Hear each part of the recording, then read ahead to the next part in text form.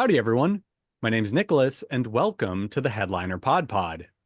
We're a show about podcasts featuring podcasts by podcasters that's hosted by people who help podcasters with their podcasting.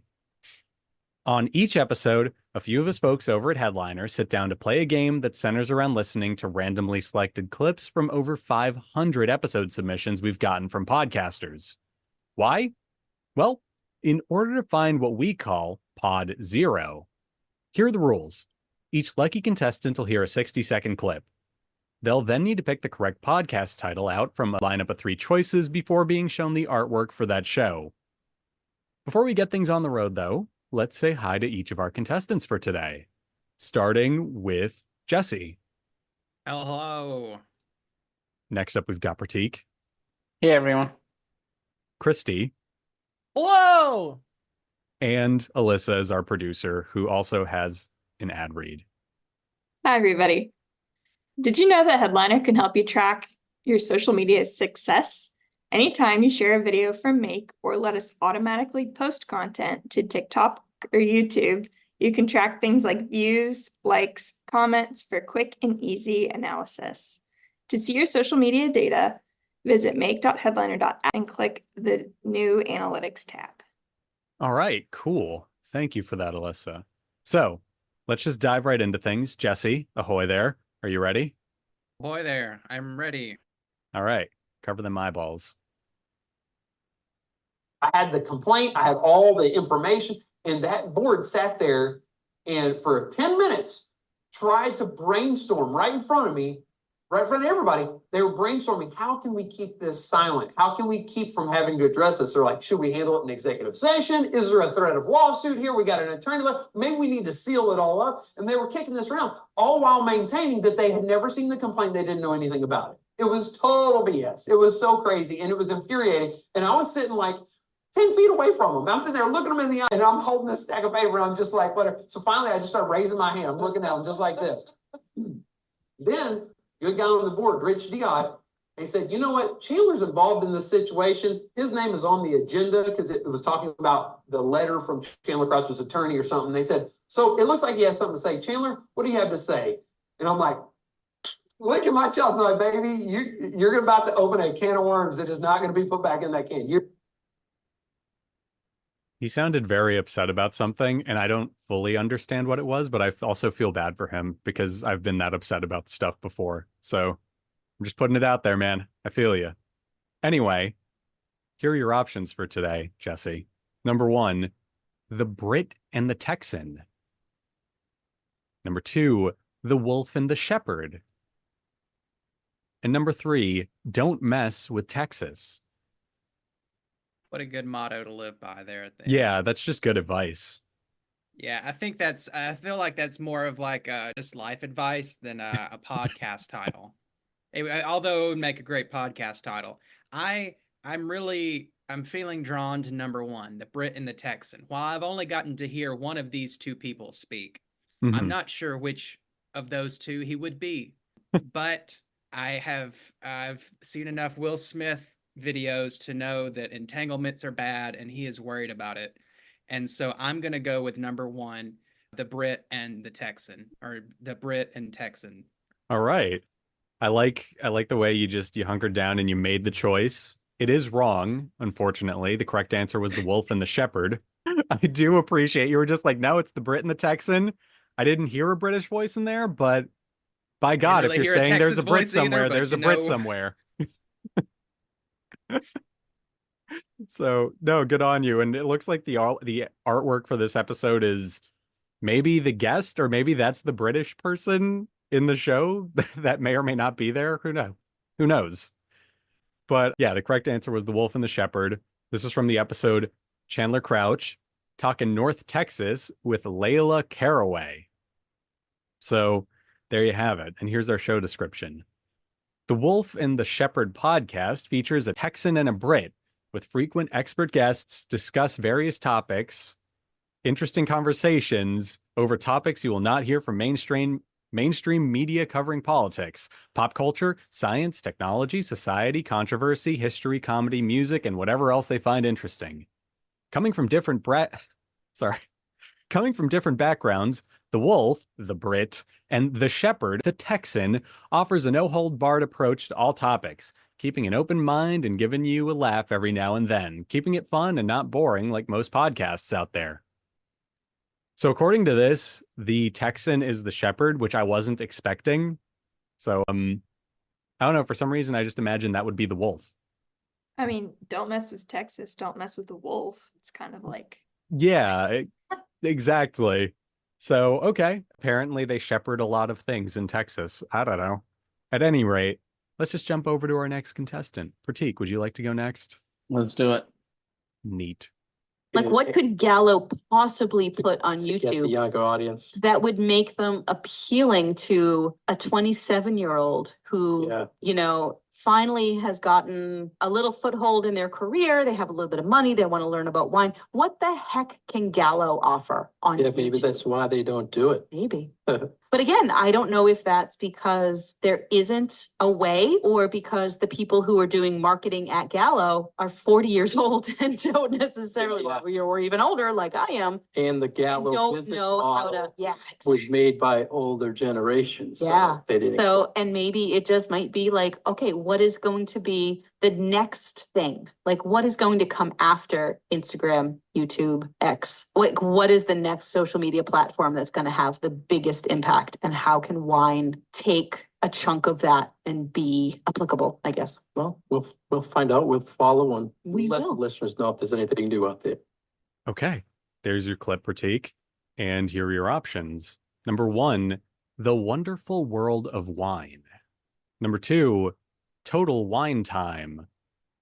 And number 3, Wow, it's wine time. Well, they're all about wine, and I know they're talking about wine, so I don't really have much of a guess here. What are the options again? Okay, so the first one was The Wonderful World of Wine. Number 2, Total Wine Time. And number 3, Wow, it's wine time. You have to imagine the wow is like an Owen Wilson impression, I'm sure. Wow. Let's go with the first one, Wonderful World of Wine. Okay, good answer. That is correct. Nice. And yeah, by the looks of it, our album art might be episode specific art. They're talking about like social media in the clip. Looks like that's an iPad with a wine website. So yeah, that's close enough. Interesting. And here's a bit about this episode. This is from the show called Hosts Mark Lindsay and Kim Simone Explore All Things Wine with You. Trends, news, education, and so much more. Oh, that's the description. I'm sorry. That makes a lot more sense. Oops.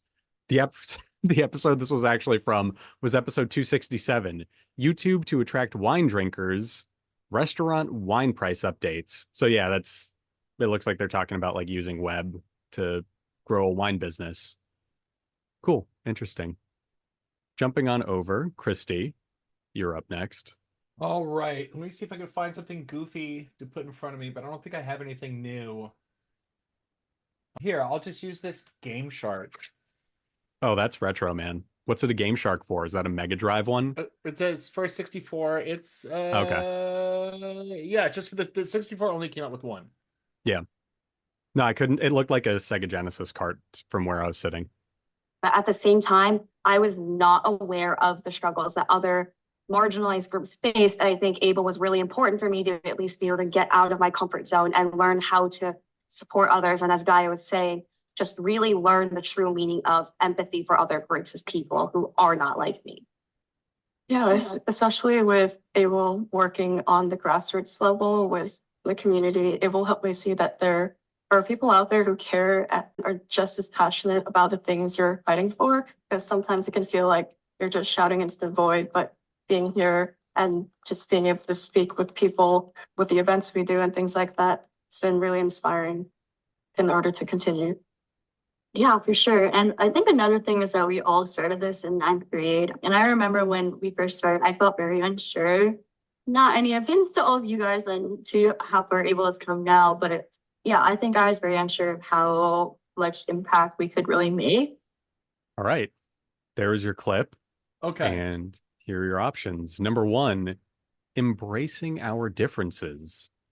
Number 2, building belonging, or number 3, changing course, authentic workplace conversations? Let's do the last one. I'm going to lock it in. Changing course, authentic workplace conversations. So sorry, that's wrong. It was building belonging. It's all right. It's okay. Yeah. Hey man, that's a good attitude to take it with. That's what I'm doing. That's the least I could do. You didn't have the Game Shark code to get the answer right. I did not. So here we go. This is a bit about the show. This was from the episode Able to Make Change at Any Age. Able being all caps, so I'm assuming that's an acronym or something. And our show description is: Building Belonging embraces authentic conversations about DEIB solutions by amplifying the most marginalized voices in the legal industry and exploring spaces others dare not. Join us at the Office for Diversity, Equity, Inclusion, and Belonging at the New York City Bar Association in building belonging in the legal industry and beyond. So there you have it. And last, it looks like we do have one more. So if everyone would like to huddle together and work together and not just devolve into feudalism by our, like in front of our very eyes. Yeah, let's just do that. Let's cover our eyes and not devolve into feudalism. Oh, wait, if we do, though, can we call the episode Family Feudalism? Are we all in agreement with that? Say it enough times. Eddie, you'll get it. Cool. Family Feudalism. So, I mean, if I think of one example, a recent example of someone with whom I'm close was moving through some health challenges, and I really wanted to be there in a specific way for them. And they didn't want me to be there in that way. Like I wanted to, know everything and join in appointments and help, quote unquote, because I thought that was helpful. Well, guess what? They didn't. And I could feel hurt by that. Yeah. Because I thought, oh, well, this is how I want to show up as a friend. And this individual has every right to say what they want and need. And that doesn't mean that it's, in the moment it might sting or I might feel disappointment and have all those emotions. All right. There was your clip. And here are your choices, everyone. Number 1 was mind over matter. Number 2, a helping hand for a happier heart. And number 3, a little bit easier.